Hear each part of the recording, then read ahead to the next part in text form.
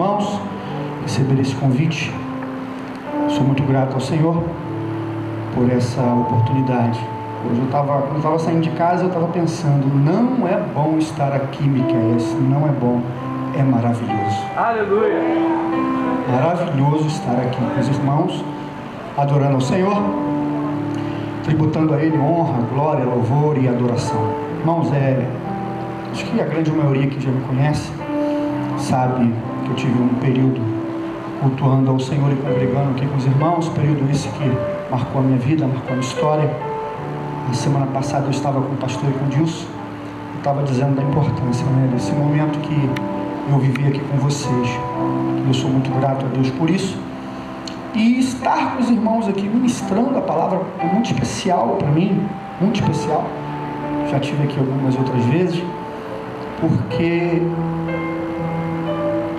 é saber que você foi curado realmente, né? Aleluia!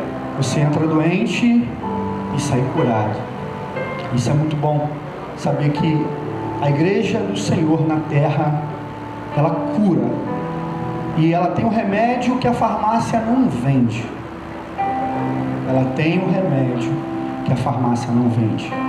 A igreja é a porta do céu. Aleluia! Aqui não é outro lugar a não ser a porta do céu. Aleluia! Então eu quero convidar você, abra sua Bíblia, irmãos, por favor. Segundo livro da Bíblia, livro de Êxodo, no capítulo 15. Hoje é um culto de honra e gratidão, o título dado a esse culto, que é o segundo domingo de todo mês, culto intitulado Honra e Gratidão. Dá uma olhadinha para o lado, se porventura tiver alguém sem exemplar da palavra, divida com ele, divida com ela. O título diz assim: o Cântico de Moisés. Todos acharam? Amém? Amém! Todos acharam? Amém! O Cântico de Moisés. Vamos fazer a leitura. Eu peço que você só me acompanhe no versículo 1 e versículo 4, que diz o seguinte: então cantou Moisés e os filhos de Israel este cântico ao Senhor, e falaram dizendo: cantarei ao Senhor, porque sumamente se exaltou. Lançou no mar o cavalo e o seu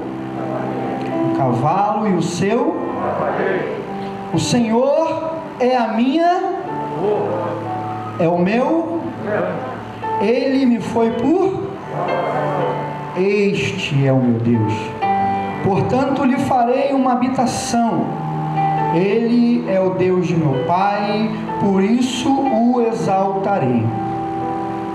O Senhor é varão de guerra, Senhor é o seu nome. Lançou no mar os carros de Faraó e os seus exércitos, e os seus escolhidos príncipes afogaram-se no mar. Curva a sua cabeça. Senhor, nosso Deus, louvamos, engrandecemos e magnificamos o teu nome nessa noite. Muito obrigado por mais uma vez, ó Deus, o teu Santo Espírito nos trazer à tua casa para te louvarmos e sermos alimentados pela tua poderosa palavra. Eu te peço, Senhor, que tu venha usar os meus lábios, não permita que palavras minhas venham sair da minha boca, mas que tu venha falar com a tua igreja de acordo com a necessidade de cada um, em nome de Jesus. Irmãos,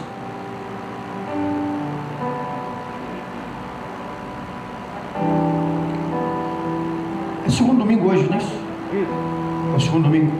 O segundo domingo é o dia em que a Igreja Comunhão Rara ela tira para fazer esse culto, e é um culto de consciência e sensibilização da importância da mantença das ofertas, dos dízimos, do suprimento dos necessitados, não é isso? Existe algum outro dia na Igreja Rara que se faz esse trabalho?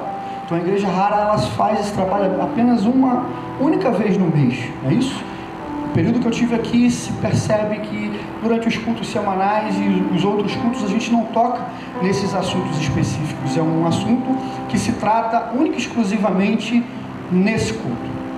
E esse culto, ele é intitulado Culto de Honra e Gratidão, pelo fato de honrarmos ao Senhor e sermos gratos a Ele por tudo aquilo que Ele fez, que Ele faz e que Ele ainda vai fazer. Esse culto tem esse nome exatamente por isso. E eu estava pensando em casa e imaginando o que a gente poderia falar hoje, o que a gente podia tratar hoje, porque eu tenho certeza absoluta que todos os irmãos aqui já têm um conceito definido do que é honra ao Senhor. Todos os irmãos que aqui já possuem um conceito definido do que é gratidão ao Senhor. E a gente sabe, se a gente for no Aurélio, entre outros dicionários da língua portuguesa, a gente vai encontrar algumas definições. E a gente sabe que a gratidão, ela é o ato e o efeito de agradecer a alguém por aquilo que ele nos fez. Essa é a definição da língua portuguesa. E hoje nós estamos aqui para agradecer ao Senhor pela nossa vida em primeiro lugar, por Ele nos manter aqui, por Ele, a Bíblia fala que dormimos e acordamos, porque o Senhor nos guardou. E temos vivido dias difíceis, né? Nunca imagino eu que a mortandade assolou a humanidade num todo, como tem assolado agora, pelo menos na nossa geração. Na nossa geração nós nunca passamos um momento como esse. Passamos já, Miqueias? A nossa geração é um momento em que estamos vivendo que a gente só escuta dizer assim: fulano se foi, fulano se foi. Mas quantos anos ele tinha? Tinha 20, 25, 30. A gente bem sabe que a morte não tem idade. A gente sabe que ela vem para o novo, para o jovem, para o idoso. Ela não tem idade. Mas nós estamos aqui, vivos. E existe um propósito na nossa vida. Existe um propósito porque nascemos, um propósito porque ainda estamos vivos. O propósito é único. É agradecermos ao Senhor com a nossa vida. E a nossa vida, nós precisamos entender que ela é objeto da gratidão de Deus em todas as áreas da nossa vida. É impossível agradecer a Deus em apenas uma área da nossa vida e não sermos gratos ao Senhor nas outras áreas. Eu li esse texto pensando na história dos nossos irmãos do passado, porque aqui conta um final de uma história que os irmãos já conhecem muito bem. Os nossos irmãos aqui tinham acabado de atravessar o Mar Vermelho. E quando eles se colocaram diante daquele grande milagre esse que os irmãos já conhecem bem a história, eles se reuniram e a Bíblia fala que Moisés chamou todo o agrupamento daquele povo e celebraram ao Senhor por aquela grande vitória. Moisés, ele conseguiu fazer com que o povo viesse a enxergar que Deus havia feito aquele grande milagre e eles precisavam tributar a honra, a glória, o louvor e a adoração a Deus por eles não ter sido afogados no Mar Vermelho assim como os egípcios foram. E nós aqui estamos hoje por quê? Porque todos os dias da nossa vida se vemos diante de situações similares a essa. E o Senhor tem nos atravessado ao outro lado. Aleluia. O Senhor, Ele tem nos lançado do outro lado. Deixa eu fazer uma introdução para que você entenda onde eu quero chegar. Os nossos irmãos Miqueias estavam há aproximadamente 400 anos, Johnny, aprisionados no Egito. A Bíblia conta que eles entraram com José, numa pequena família. E José ficou orientando o faraó por um período, mas a Bíblia fala que José morreu. Mas antes de José morrer, toda a família de José foi levada ao Egito e foram habitar numa cidade chamada Gozém, Geraldo. Gozém. E quando esse faraó morre, o novo faraó que sucede esse faraó que morreu, ele começa a enxergar os nossos irmãos do passado de uma forma diferente, porque a Bíblia fala que os nossos irmãos do passado, eles se multiplicavam em grande quantidade, e esse novo faraó então começou a temer aquele povo, e começou a colocar neste povo cargas, que eles pensavam que não iria fazer com que aquele povo continuasse a prosperar. Mas tem um versículo da Bíblia que diz que quanto mais Faraó oprimia aquele povo, mas aquele povo era abençoado. Aleluia. Irmãos, glória a Jesus. Glória a Jesus. É impossível amaldiçoar aquele que é abençoado. É impossível. É impossível amaldiçoar aquele que é abençoado. E os nossos irmãos do passado começaram a crescer abundantemente naquele lugar, e Faraó então, em desespero, ele aumentou os tributos, aumentou as cargas, e viu que nada disso deu jeito, Marquinhos. Então o que ele fez? A Bíblia fala que ele chama então as duas parteiras. No capítulo 1 ao 2 do livro de Êxodo, você vai encontrar essas duas mulheres, faz uma reunião com elas e diz: olha, todas as vezes que uma das hebreias for dar à luz a uma criança, se for menino, você mata. Se for menina, pode deixar nascer. Por quê? Porque se fosse menino, aquele menino ele poderia ser um valente de guerra para ajudar os nossos irmãos a vencerem os egípcios. Mas a Bíblia fala que aquelas mulheres não obedeceram a Faraó. E os meninos, quando nasciam, elas usaram como desculpa, só para você entender, que as hebreias, elas eram muito rápidas, espertas, e elas não conseguiam fazer com que as hebreias fossem enganadas com a morte dos seus filhos.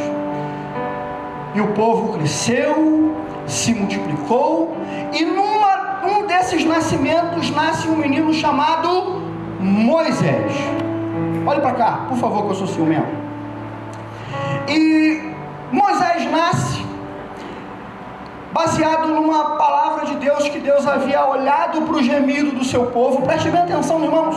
Quanto tempo os nossos irmãos estavam escravizados ali? 400 anos aproximadamente. A Bíblia fala, Moisés escreve que num determinado momento Deus olha para o seu povo e manda o socorro para o seu povo, e esse socorro seria o libertador, que nasce através de Joquebede, e seria um homem chamado Moisés. Quanto tempo os nossos irmãos estavam escravos? Quanto tempo? E Deus não havia esquecido que o povo era um povo seu. Eu não sei se você está 10, 20, 30, 40, 50 anos passando por uma escravidão que é sua, mas eu tenho uma palavra de Deus para você. Deus, ele nunca se esquece de libertar e trazer a paz para o coração do seu povo. Nunca esquece. E a Bíblia fala então que Moisés nasce. Irmãos, olha para cá. Só que Moisés nasce num período, Luan, em que Faraó estava muito amedrontado e manda matar todas as crianças que havia nascido. Todas as crianças, mata todo mundo. Então os soldados, eles batiam nas portas, e se porventura tivesse uma criança ali que fosse menina, eles matavam. E a Bíblia fala que Joquebede e Miriam, elas conseguiram esconder esse menino por um longo período. Mas chegou um momento de insuportabilidade, que já não tinha mais como esquecer essa criança. Elas criaram então uma estratégia de fazer com que aquele menino continuasse vivo, porque aquele menino, ele seria a libertação do povo de Deus. Aleluia! E elas então começaram a estratégia do Espírito Santo. Gente, que estratégia é essa? Quando eu leio isso, se eu leio isso 50 vezes eu me emociono em entender que o Espírito Santo, ele nos dá as estratégias corretas para que a gente consiga alcançar os nossos objetivos em Deus. Eu fico imaginando o Espírito Santo falando: olha só, a donzela, filha de Faraó, ela se banha no Nilo todos os dias, tal hora. Então você começa a observar isso. E a Bíblia fala que ela fez uma arquinha de betume, colocou aquela criança e jogou o rio abaixo. Jogou o rio abaixo, e aquela criança, quando chega aos pés da donzela que se banhava, aquela donzela então, preste bem atenção, ela vê aquela criança, se compadece daquela criança, toma aquela criança para si e o trata como se filho fosse. Mas quando ela olha, quando Joquebede faz isso e Miriam faz isso, eu fico imaginando a cena das duas descendo o rio correndo para acompanhar aquele barquinho que ia com aquela criança. E a Bíblia fala que quando aquela donzela viu aquela criança, que ela olhou para o lado, as duas estavam lá e lhe fizeram a pergunta: você quer, minha senhora, que eu cuide dessa criança para você? E qual foi a resposta dela? Olha, cuida sim. Eu vou resumir a história. Ela cuidou. Moisés cresceu. Chegou um momento que ele teve que se apresentar na vida real. E começou a ser tratado como filho de Faraó. Só que ele era o libertador de Israel. E a Bíblia fala que numas saídas de Moisés encontra um egípcio fazendo mal a um hebreu. Essa história você conhece, então ele assim o mata.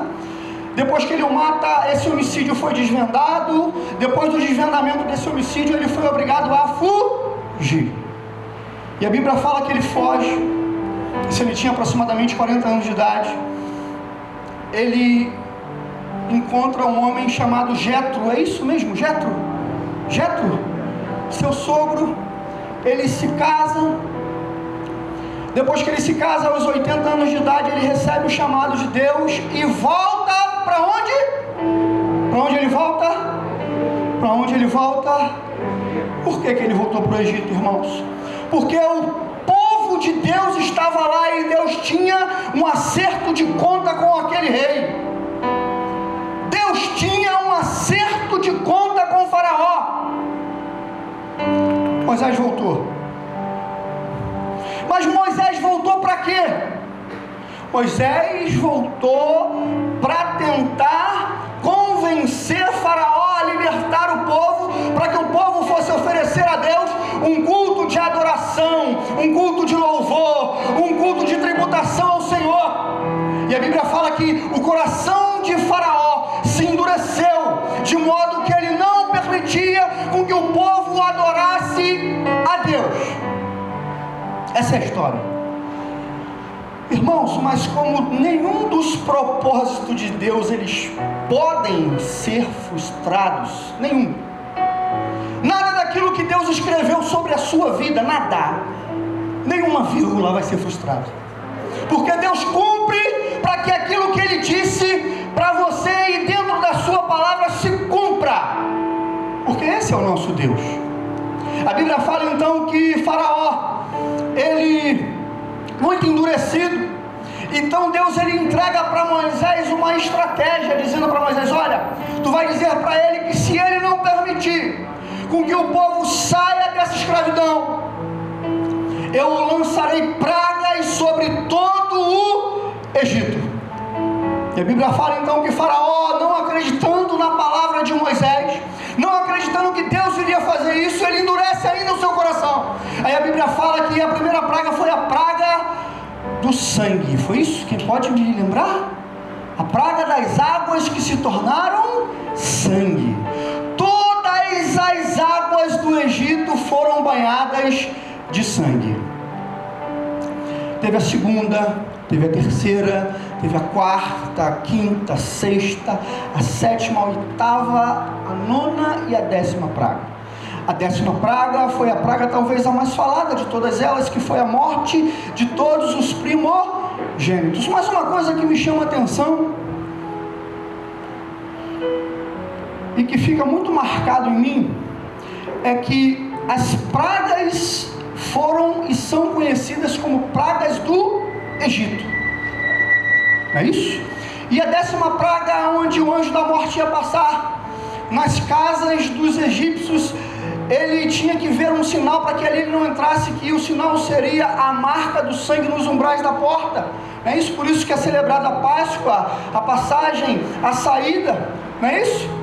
E a Bíblia fala que nenhum dos primogênitos dos nossos irmãos do passado, eles foram atacados pelo anjo da morte, nem por praga alguma.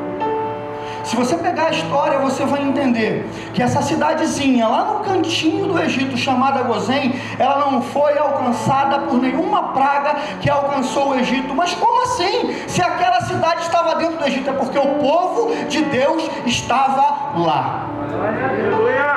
Irmãos, você não precisa me responder. Justo aí? Deu sorte. Deus ele faz acepção de pessoas, irmãos? Deus ele faz acepção de pessoas? Não. Deus ele não faz acepção de pessoas para salvar. mas para abençoar ele faz. Deveria pegar aquele povo que entrou numa cidade, numa família tão pequena, e de repente são mais de 5.000 homens, 6.000 homens, sem contar as crianças e as mulheres que ali estavam, e começa então a sua peregrinação, e Deus falando que Ele iria tirar os nossos irmãos do passado da escravidão. E a Bíblia fala então que Moisés sai com o povo e começa a peregrinar, e ele precisava atravessar o Mar Vermelho, era o caminho mais distante à terra prometida, porém era o caminho que iria economizar vidas, porque de um lado tinha Migdol, do outro lado tinha Pierote, e na frente o Mar Vermelho. Olha só, vamos imaginar essa cena. Quero que você imagine comigo.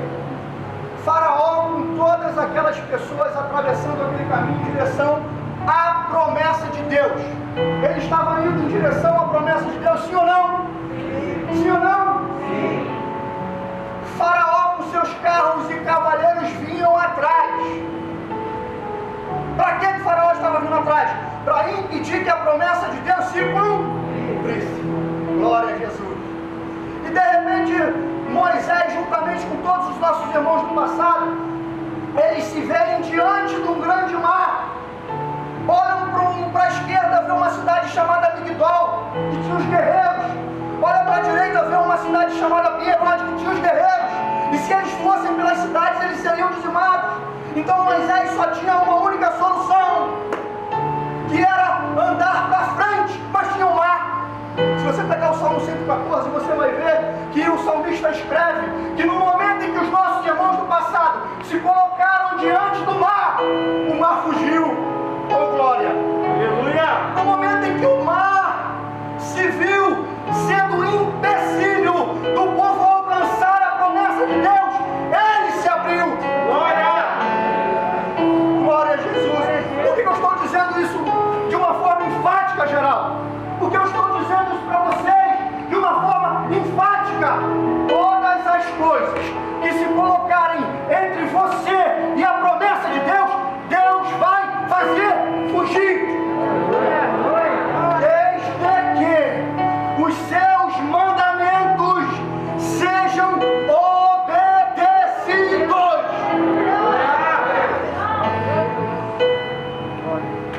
Quando eu li isso no Salmo, eu fiquei maravilhado.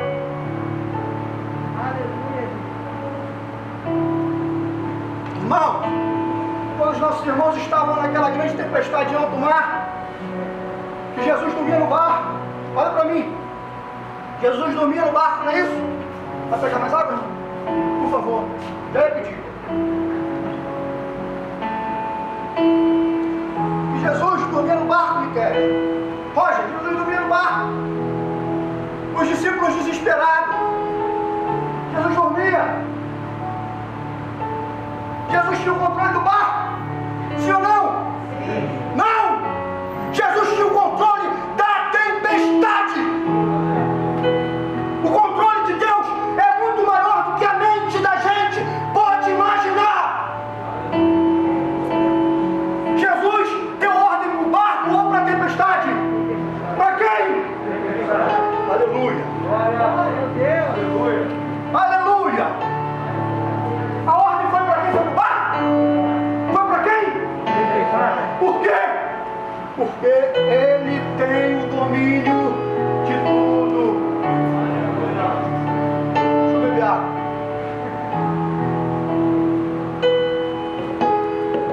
Imagina a cena. Imagina a cena. O povo aterrorizado, Miqueias, pastores. O povo aterrorizado porque a poeira subia dos carros e dos cavaleiros de Faraó vindo. O povo aterrorizado.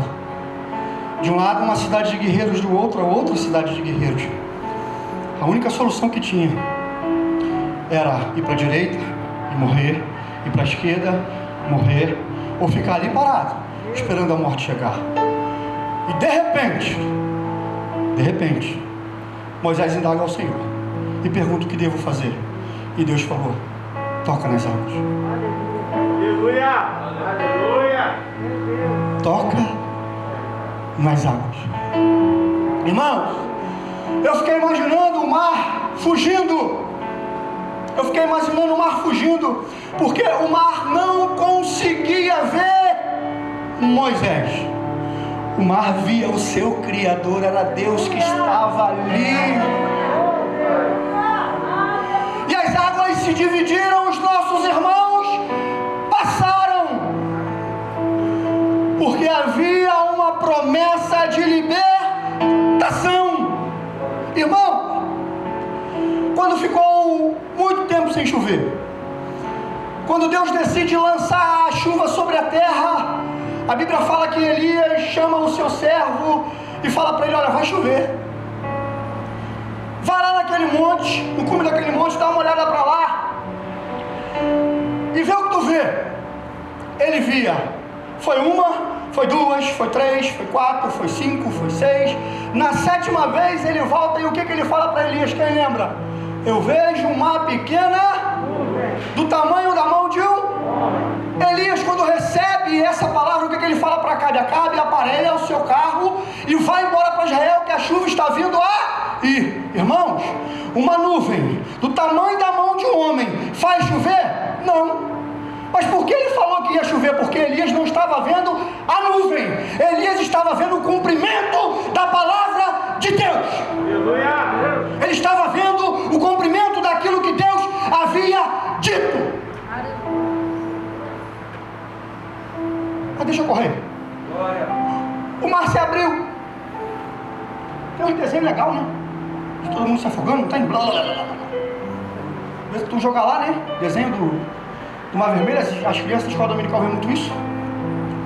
A Bíblia fala que o povo passou de pés enxutos, e os carros e os cavaleiros de Faraó foram afogados. Aí depois que tudo isso aconteceu, o que o profeta fez? Galera, agora vamos se reunir todo mundo, porque o milagre já aconteceu. Deus disse e Deus fez. Esse é o momento da gente se reunir e cantar louvores a Ele, para tributar a Ele a honra, a glória, o louvor e a adoração, para que todos saibam que o Senhor que fez isso. Oh, glória a Deus! Oh, glória a Deus! Para que todos saibam que o Senhor fez isso. Aleluia. Pastor, mas o que tem a ver isso com culto de honra e gratidão? Sabe por que você está aqui hoje? Sabe por que eu estou aqui hoje? Sabe? Porque o Espírito Santo de Deus nos trouxe. Porque até o desejo que temos de adorar a Ele que coloca em nós. Coloca em nós. Ele é um ser soberano que está sentado ao seu trono, um ser independentemente de qualquer outro tipo de ser, mas ainda assim ele ama o homem e a mulher nessa terra, e nós precisamos reconhecer isso com a nossa vida. Sabe por quê? Porque eu queria que você voltasse a tempos da sua vida em que você estava diante de situações que foram irreversíveis, mas que Deus, através da sua promessa, fez com que você chegasse aqui hoje. Porque muitas vezes, pastor, muitas vezes, o que a gente faz? A gente tributa a Deus tudo aquilo que Ele faz apenas no momento que Ele fez. A gente não carrega essa gratidão para uma vida. Um homem sem gratidão é um homem que não tem fé. Um homem sem gratidão é um homem que não agrada a Deus. E a gente precisa ter gratidão a Deus em todos os momentos da nossa vida. Sabe o que acontece com a gente?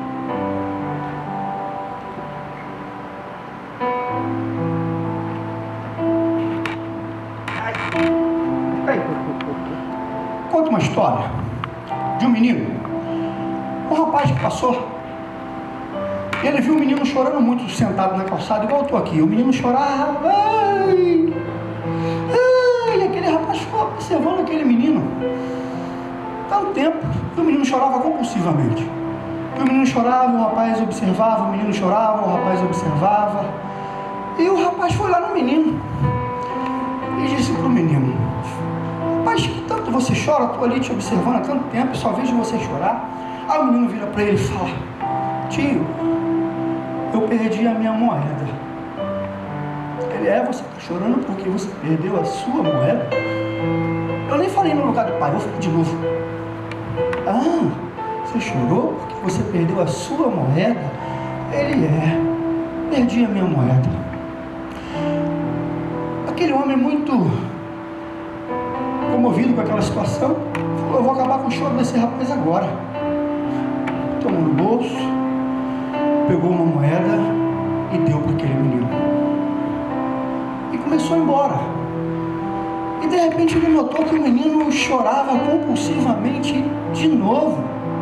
O menino chorou de novo, chorou e chorou e chorou e chorou e chorou. Ele voltou: menino, não estou entendendo, por que você continua a chorar? Aí ele falou: porque era para mim estar com 2 moedas.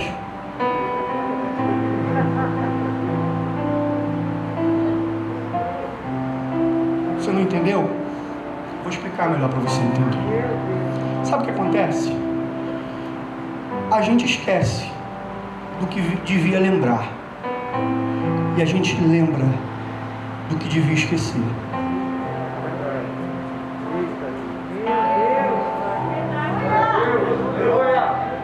Oh, glória a Deus. Oh, glória a Deus. Glória a Deus. Glória a Deus. O menino só lembrava da moeda que perdeu e esqueceu da moeda que ganhou. Isso é o quê? Ingratidão. E a ingratidão é a materialização da desobediência. A ingratidão é a materialização da desobediência.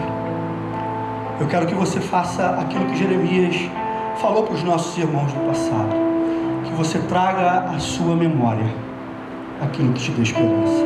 Aleluia. Que você lembre. Lembra, Roger? Lembra? Umas coisas eram bem mais difíceis do que são hoje. Você lembra? Glória a Jesus. Você lembra, Rayane? Você lembra? Vocês lembram? Umas coisas eram bem mais difíceis do que são hoje. Você lembra disso? Lembra? Lembra? Lembra dos recursos e das oportunidades que Deus enviou para você? Você lembra disso? Lembra? Lembra de quantas vezes você não tinha o dinheiro da passagem para trabalhar? Você lembra? Lembra? Que às vezes você até pecava aí, entrava pelo trem pelo buraco, porque não tinha dinheiro para passagem. Tá rindo porque tu já entrou, né, filhão? Ah lá, entrou pelo buraco, também já entrei. Né? E às vezes eu ia mais cedo antes do horário do guarda chegar. Geraldo, você lembra? E Deus vem, muda a nossa história.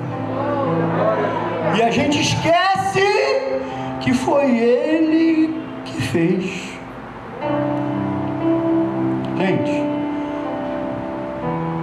anel de grau, título de doutor, conhecimento e influência não vai te levar ao lugar que você chegou. Você vai estar exatamente aí, porque Deus foi na frente, abriu os caminhos, quebrou as correntes e glorificou o seu nome na sua vida. Então eu quero que você permita com que essa palavra entre no seu coração e entenda. Lembra quando você tinha pouquinho? Lembra quando você tinha pouquinho? Lembra quando você tinha pouquinho? Você lembra quando você tinha pouquinho? Lembra que você não conseguia ver nada? Você não conseguia ver nada porque porque tu tinha tão pouco. Você lembra disso? Mas você lembra que nesse pouquinho você era fiel ao Senhor? Você lembra? E Deus cumpriu a sua palavra e promessa, dizendo que se tu fosse fiel no pouco, Ele te colocaria no muito. E hoje, sobeja, hoje você tem para dar e emprestar, e hoje você abençoa vidas. Você lembra disso? Você lembra? Só para encerrar, uma ovelha, Miqueias, uma vez chegou para o pastor e disse assim: pastor, eu estou desempregado e eu preciso que o senhor ore para que o Senhor venha abrir um emprego para mim. Estou num momento muito difícil da minha vida. Isso acontece com todo mundo, irmão. Isso acontece, se não aconteceu com você ainda, vai acontecer. E os momentos difíceis são momentos que a gente se aproxima de Deus e tem as nossas experiências. A gente consegue enxergar realmente quem é Deus, o que Deus faz, aquilo que realmente está escrito na palavra dele, que é vivo e eficaz e se cumpre todos os dias.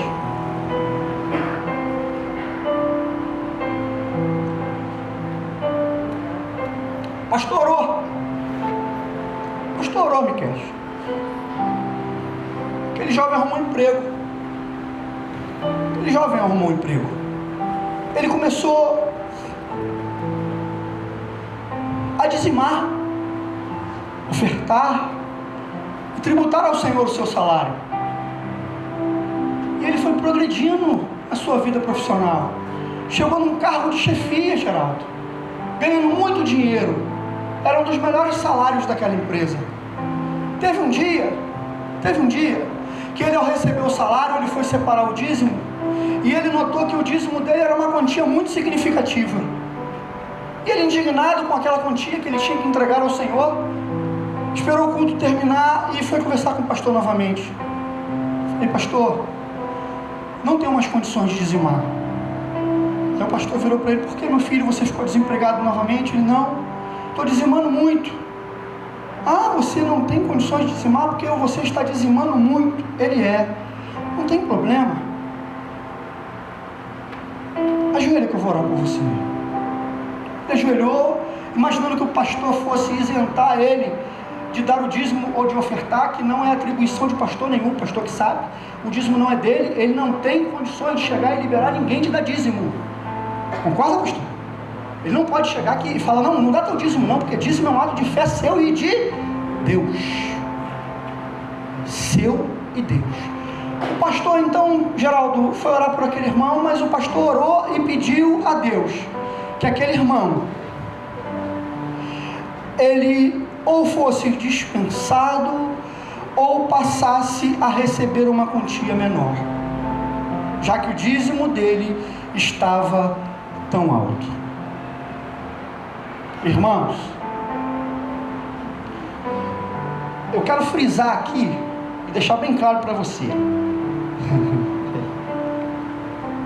dízimo não é sacrifício, dízimo é privilégio. Deus não precisa de um centavo seu. Não precisa de um centavo seu. Deus não precisa. Eu vou frisar novamente: Deus não precisa de um centavo seu, Luiz, nenhum centavo seu. Quando dizimamos ao Senhor, quando ofertamos ao Senhor, estamos dizendo para Ele que Ele é o Senhor da nossa vida financeira. Estamos dizendo para Ele: Senhor, meu dinheiro é seu. Meu dinheiro não é da cerveja, meu dinheiro não é das farras, meu dinheiro não pertence ao Deus deste mundo. O meu dinheiro, Senhor, ele pertence ao Senhor. E outra coisa que eu preciso passar para você: não é você que administra o seu dízimo. Não é você que faz com o seu dízimo aquilo que você quer. O seu dízimo é do Senhor. Você entrega ele na casa do Senhor. Você não vai pegar metade do seu dízimo e mandar para A, B ou C. Conhecer a mãe dele. O dízimo dele ele dava para a mãe dele. Que dízimo é esse? Que dízimo é esse?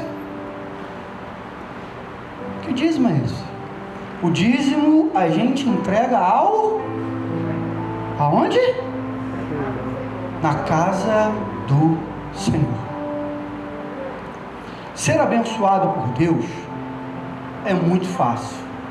O requisito primário é viver uma vida de obediência. Então eu preciso que você saia daqui com essa palavra. Preciso que você entenda exatamente isso. E que você grave, se possível escreva na tábua do seu coração, que você deve lembrar daquilo que te dá esperança. Imagino que vai chegar o momento do ofertório, não é isso, pastor? Agora, a gente vai chegar no momento do ofertório. Para o pastor da igreja, gente, é muito difícil para o pastor da igreja pedir dinheiro para a igreja. Muito difícil. Porque nem todo mundo tem maturidade e consciência para entender determinadas coisas. Para o pastor da igreja é muito difícil. Muito difícil. Fui pastor, sei o que é. Pedir dinheiro na igreja é muito difícil. Mas como trazer o dinheiro para a igreja? Irmãos, tive algumas experiências como pastor. A igreja, ela possui uma função social. Um membro da igreja, quando precisa de alguma coisa, uma das primeiras coisas que ele faz é recorrer à igreja. Só para encerrar, mais 2 minutos. Um homem, no final do ano, bateu no gabinete do pastor e chegou para o pastor e contou para ele a sua situação muito difícil. Muito difícil a situação daquele homem. Muito difícil. E pediu que o pastor o ajudasse, porque ele tinha crianças pequenas e as necessidades eram grandes. E o pastor chamou o tesoureiro da igreja. Fulano, vem cá! Vem cá, o tesoureiro da igreja, às vezes ele acaba participando de determinados assuntos dentro da igreja, que são privativos, mas às vezes ele é obrigado a saber de determinadas situações, até para preservação do pastor. O pastor precisa falar, para ele não querer pensar que é isso, aquilo. E ele falou para o tesoureiro, falou, nosso irmão fulano está aqui, está passando por um momento difícil, assim, assim, assim, a gente já está em dezembro, o que você vai fazer? Pega o livro de dizimista, e tudo que ele dizimou, devolve para ele. O irmão pegou o livro, quando foi fazer as contas, não devolveu absolutamente nada, porque ele nunca tinha dizimado.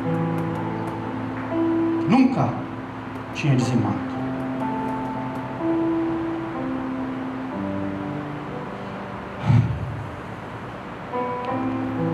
Mas aqui não acontece assim. A igreja precisa entender isso. O Senhor, Ele precisa ser o Senhor das nossas finanças. Porque se Ele não for, tu vai gastar dinheiro na farmácia, o pneu do carro vai furar antes do tempo, vai gastar dinheiro com advogado, aleluia, me procura. Tá rindo? Não está dizimando, vai acontecer alguma coisa ruim. A proteção contra o devorador não existe, não é isso? Tem um demônio chamado devorador, que você não expulsa ele indo para o monte, você expulsa ele indo na tesouraria, não é isso? Oração não expulsa ele, ele só vai embora quando você dizima, quando você oferta, não é isso? Vai gastar dinheiro com desgraça, porque a proteção de Deus contra o devorador, você abriu mão. Mas eu quero que você tenha essa consciência, entenda que Deus, Ele tem o melhor para a sua igreja, e que você, assim como eu, venhamos tributar a Ele honra, glória, louvor e toda adoração por toda a nossa vida.